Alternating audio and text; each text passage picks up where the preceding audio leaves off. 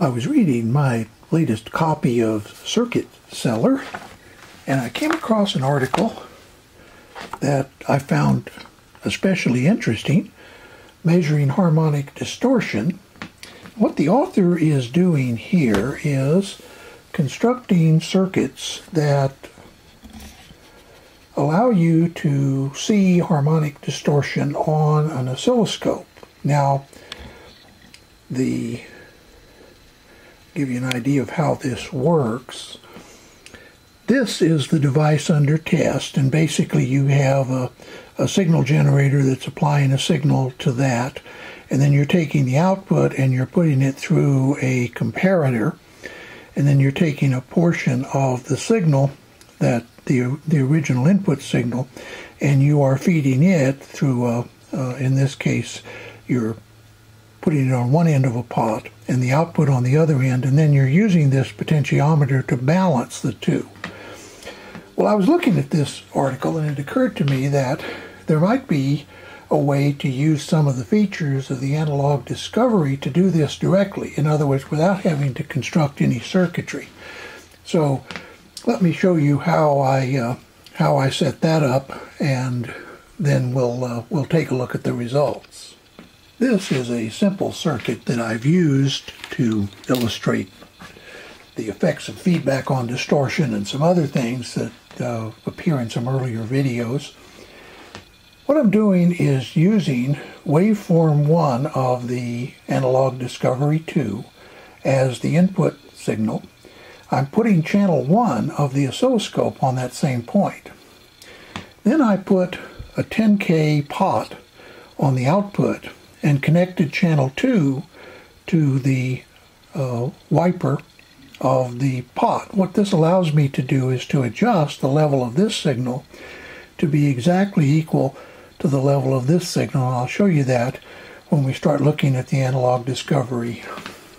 But the theory of this is that we're going to subtract this signal from the signal here using the analog discovery's math waveform feature. If the amplifier is perfectly linear, that is, if the output is adjusted to be exactly the same as the input, then both in amplitude, phase, frequency, etc., then when you subtract this signal from this signal, you'll get 0. If there is any distortion in the amplifier of any kind, then that difference signal will be something other than 0. So that's the theory we're going on, and this, by the way, is not quite the way that some of the old harmonic distortion analyzers, like if you've looked at some of my earlier videos on the HP vintage distortion analyzer, it goes back 30, 40 years, it used a notch filter. So the way it worked is it looked at the output here, but then it allowed you to notch out this signal. That's not quite what we're doing here, but the results should be somewhat the same. And then when we get finished with this, we're going to look at some vintage information about harmonic distortion and the listener, and see if we can come to some conclusions about how useful this procedure might actually be in a real-world application. Here is the actual setup. You'll notice over here I have the analog discovery 2, and this same thing would work with the analog discovery 1. In the middle is the breadboard on which I have the circuit, and then over here is that 10K pot. I have a couple of these that I've wired up to make it convenient to do these sorts of things. And remember that the pot is across the output, and then the center tap is the one that we're feeding the scope, that is channel 2 of the analog discovery scope. Here is a portion of the analog discovery's waveforms display. over here you'll see is the supplies, and I have the supplies set to provide 5 volts plus and minus. And by the way, for those of you that are not using an external power supply, I recommend that you do anytime you're powering a circuit from the Analog Discovery. And the nice thing about the Analog Discovery too is it allows you to add an external power supply. So that's what I'm doing now. I found that the Analog Discovery 1, the original, that one of its biggest weaknesses is the power supplies because they use a USB connection. At any rate, I discourage people from using the supplies on their projects if they're only using the USB connection to supply power. Over on the right is the waveform generator, and I'll zoom in a little bit so you can get a better view of what we're doing. As you see, we're applying 1 kilohertz at 200 millivolts to the input, and this is just a straight sine wave, so it should have a fairly pure harmonic content. In other words, it should be a single frequency. And then up above, we're looking at the scope, that is the channel 1, 2, and the math channel. Now what I've done is I've adjusted, now don't pay any attention for the minute to the red channel, that's the math channel. The yellow and the blue or green is the other. So you see that what I'm doing there is I'm adjusting the blue channel, which is channel 2, and when I set channel 2 to be just right on top of channel 1, you notice that the red waveform goes to minimum. Now it's not absolute 0 because there is some distortion in this amplifier. Over here you'll see how I've set up the math channel. Of course, the input is channel 1 and the output is channel 2, and then down here I have set up math 1 to be channel 2 minus channel 1. So that's what you're seeing on the red trace. And as you can see, the camera up a little bit here.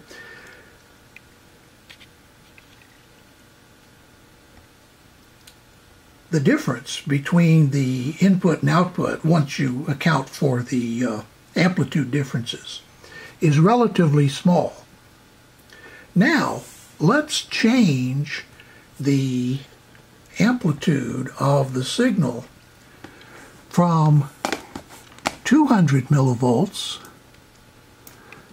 to 300 millivolts.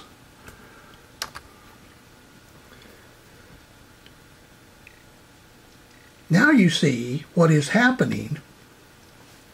Notice that 300 millivolts overdrives the amplifier in the negative direction. And where it is overdriven in the negative direction, you see a big spike in the math waveform. In other words, this is the difference between the input and the output. Now I'm going to try to minimize that. And as you notice, no matter where I move the amplitude of channel 2, that hump remains. Now, what I'm going to do is I'm going to further overdrive. I'm going to go to 400 millivolts. And now you see that we are overdriving in the positive direction and in the negative direction.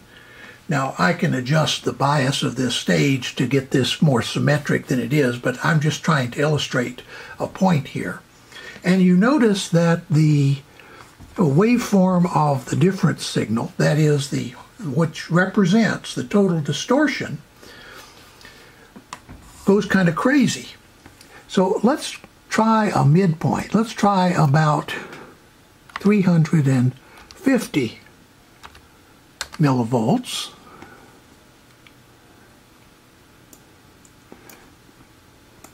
Well, I've managed to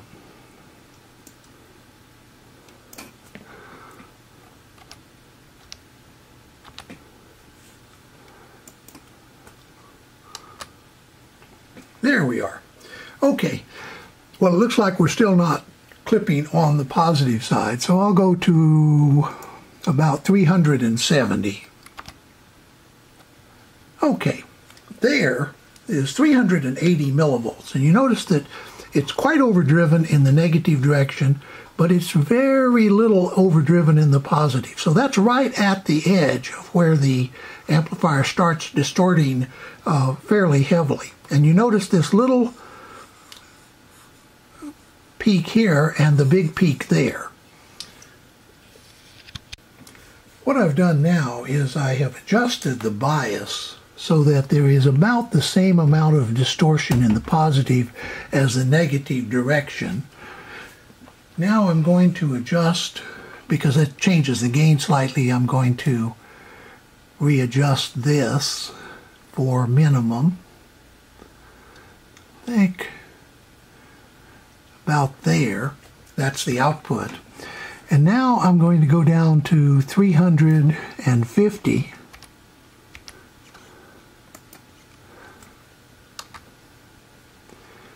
Okay, well, that looks like it has reduced, but you get my point. What I'm trying to illustrate here is that instead of, and by the way, you can increase the sensitivity of this. I'm going to go to, it's right now 20 millivolts per division. I'm going to go to 10 millivolts per division. And you see, and let me add a little offset.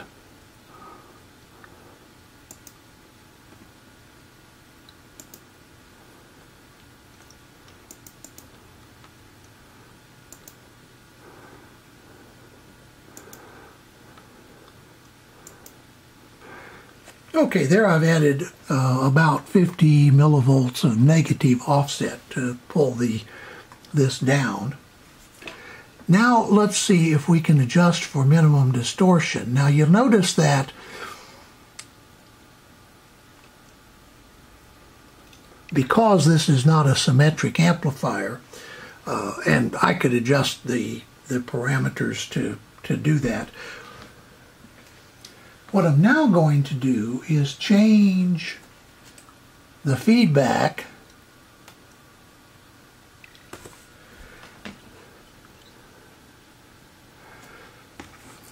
and once I change the feedback, because I've changed the gain, I'm going to have to go back to a lower input level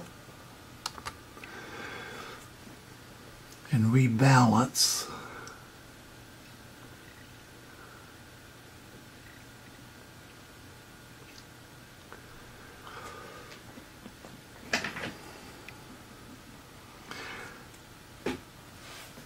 So what this gives you is an idea of what you can do with an oscilloscope like the Analog Discovery in measuring, or at least in looking at, the harmonic distortion. Now you could actually measure the height of this and do some calculations to calculate the actual percentage. But rather than do that, what I would like to do is to show you some data from a very early handbook on tube design called the Tron Designer's Handbook about measurable distortion versus perceptible distortion. So let's take a look at that, and then I'm going to close this video. This chart comes from a book called the Radiotron Designer's Handbook by F. Langford Smith. This particular edition was published, or was originally published in 1952, and the edition that I just showed you was reprinted in 1960. This is available online, so you might want to look for that. This is page 649 of the 1960 reprinting. And what you're looking at are some test results that were done with basically two parameters. They were done with triode amplifiers, that is, triode vacuum tube amplifiers and pentode, and they were done with music and speech. And what they were trying to determine was what levels of distortion matter to the listener. And so they basically did three levels or studies. One is perceptible distortion. This is an average over a number of individuals of when they first noticed distortion. And of course the way they did this is they would apply a signal with, say, 0.1% distortion, in other words, way below these levels, and then they would increase that distortion until people could tell the difference. What's interesting is that the perceptible distortion, and I'm just going to look at the music areas because while speech is of interest to some, most people are interested in these things because they're using them for hi-fi applications.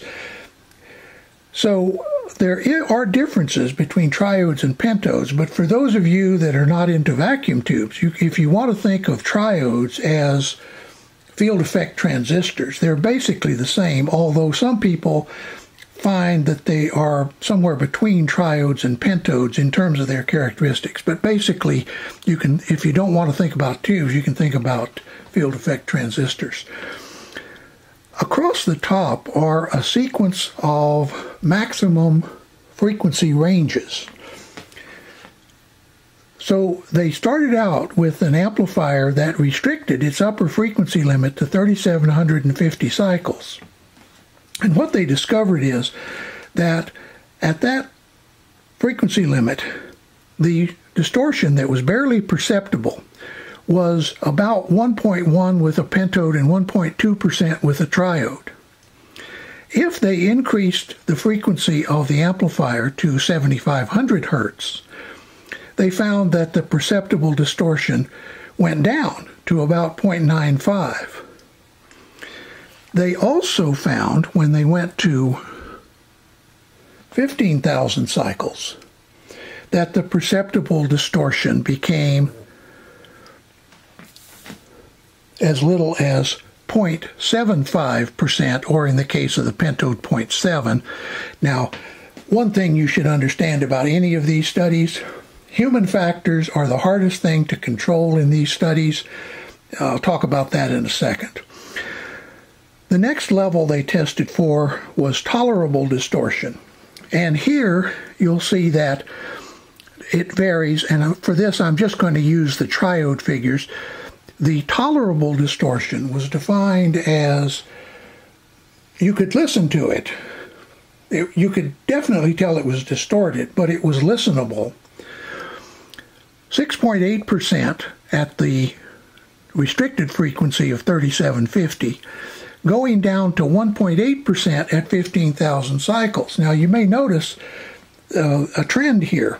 What basically this study showed was as amplifiers got better and better in terms of frequency response, they also had to get better and better with regard to distortion, or people would either perceive the distortion or not be able to tolerate the distortion. The next level up was objectionable distortion, and basically this is defined as, I wouldn't listen to this. It's so bad that I'd rather do something else. 14% at the narrow frequency to 2.5% at the 15,000 cycle level. Now, what these, and there were other studies in the area in the same time frame. This was obviously done sometime before 1952. Later in the 50s and into the 60s, there were many, many studies like this. One thing that I do need to point out is this particular study and virtually all the studies of the 50s and 60s have been criticized by experts in human factors. And the reason is that they did not really control for all the variables. And what people in the human factors area have discovered is that people are more affected by how they feel about something than about what is actually there.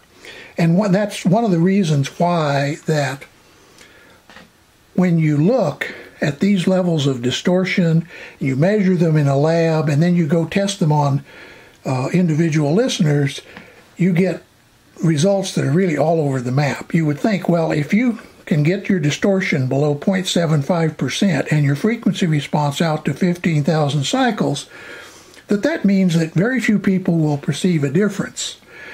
If you correctly control for all the variables, that's basically true, although there are some people who can perceive distortion down to 0.1% or so. The average person, about 0.75% is a good figure.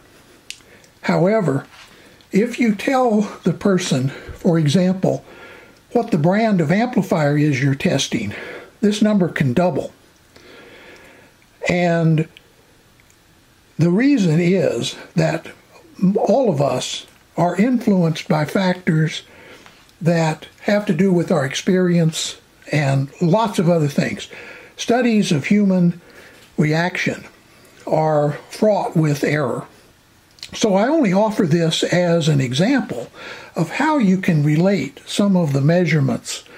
But one of the things that I took from this data back in the 60s when I first saw it was that if you can get if you can measure distortion down below about 0.7 or so percent, that's good enough for most hi-fi applications.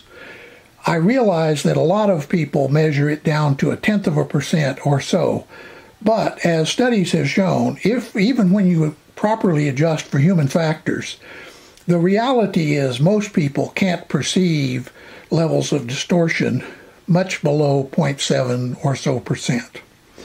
So I hope this has been kind of interesting. I was piqued to do this in part by a question that a student had asked some time ago. I already answered one of her questions having to do with the effect of distortion or of feedback on distortion. And another of her questions was, how can you relate the measurements we do in a lab to what people actually hear? So I hope this, I was reminded of her question when I read that Circuit Cellar article, and I thought, I never did a real good job of answering it. I gave her an answer, but I might want to try and see if I can actually demonstrate in a lab kind of setting how you might go about doing some of this without a lot of test equipment. So I hope you've enjoyed this, and I look forward to perhaps doing some more in this vein, but for now, have a nice day.